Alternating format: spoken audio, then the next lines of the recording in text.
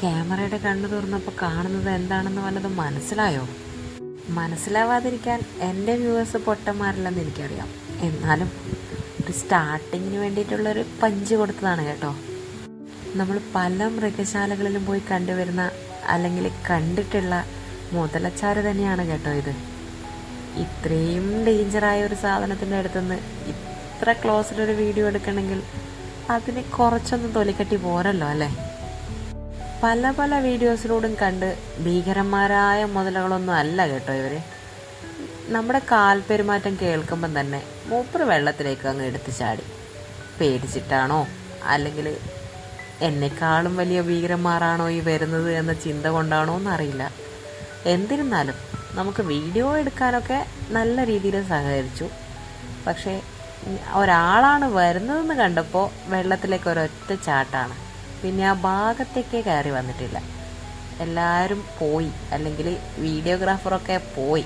മതി, എൻ്റെ പോസ് അത്രക്കൊക്കെ എടുത്താൽ മതി എന്നൊരു ധാരണയിൽ പിന്നെ മടങ്ങിയ ശേഷം അവർ വന്നിട്ടുണ്ടാവാം. എന്തായാലും എനിക്ക് ഒരു വീഡിയോയ്ക്കുള്ളതൊക്കെ കിട്ടിയിട്ടുണ്ട്. കാരണം നമുക്ക് അത്രയല്ലേ വേണ്ടൂ. ചെറിയൊരു കാര്യത്തെ വലിയ കണ്ടൻ്റാക്കിയിടാൻ നമുക്ക് വലിയ താമസമൊന്നും ഇല്ലല്ലോ അല്ലേ? ഈ ഒരു വീഡിയോ കണ്ട് മുതലയുടെ മൂട്ട് പോയിരുന്ന് ഫോട്ടോ എടുക്കാൻ ആരും ശ്രമിച്ചേക്കല്ലേ. ഇതൊരു ഭാഗ്യ പരീക്ഷണമാണ്. ഈ കാണുന്ന അലാറം പോലെ തന്നെ തീർത്തും ഡേഞ്ചറായ ഒരു കാര്യം തന്നെയാണിത്. കാരണം മൃഗങ്ങളായാലും മനുഷ്യരായാലും എപ്പോഴാണ് പ്രതികരിക്കുക എന്ന് പറയാൻ പറ്റില്ല.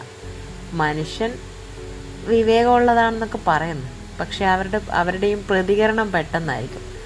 ഒന്നാമതേ കാട് പോലെയുള്ള പ്രദേശങ്ങളിലുള്ള മൃഗങ്ങളായതുകൊണ്ട് തന്നെ അവയുടെ ഭക്ഷണം കൃത്യമാവണമെന്നില്ല.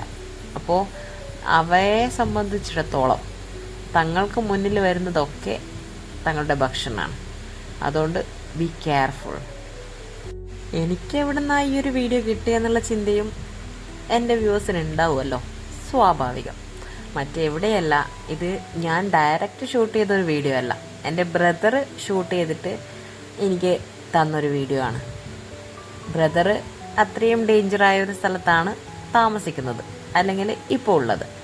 അത്ര മാത്രമേ ഞാൻ പറയുന്നുള്ളൂ. ഞാനൊരാവശ്യം പറഞ്ഞപ്പോൾ അവനത് ചെയ്തു തന്നു, അത്ര തന്നെ. കണ്ടാൽ അഭിപ്രായം അറിയിക്കണേ.